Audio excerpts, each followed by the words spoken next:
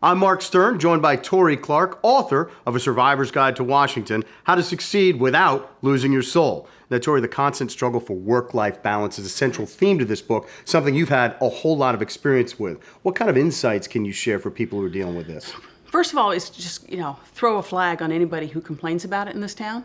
Because last time I checked, nobody's holding a gun to people's heads saying, take these hard jobs, work 20 hours a day, be on call all the time. So I think people need to step back and say, okay, I've made this choice. But once you've made that choice, then find the balance, make the right choices, so you not only can survive over the long haul, these jobs tend to be marathons, not sprints, but also have respect and love for your family and for your friends. And it's not just for them, it's good for you too. If you are working 24/7 and never stopping and never stopping and never stopping, you will lose perspective. And that's one of the most important things. And I can share a lot of experiences on this because I've made the mistake often of not finding that balance. And once in the wake of 9/11, I was working at the Pentagon.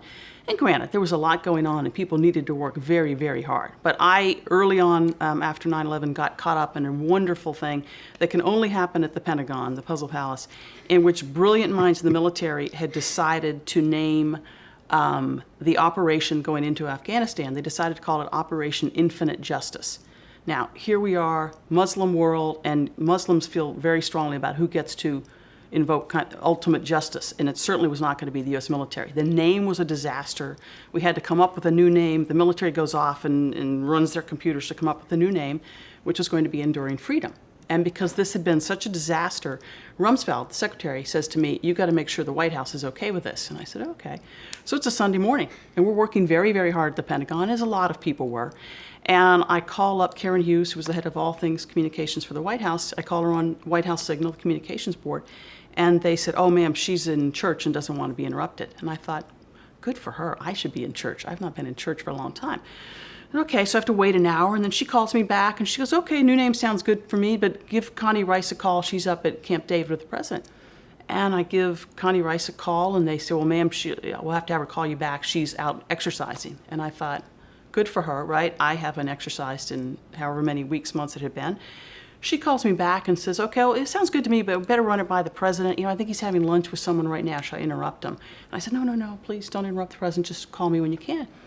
But we get the answer. It was fine. We've got the name. And I thought to myself, good for them. Yes, they had the most important jobs, right, in the administration. More important than mine, certainly. But they recognized if you don't turn it off occasionally, then you're just going to burn out, and you are not going to have the kind of perspective you want.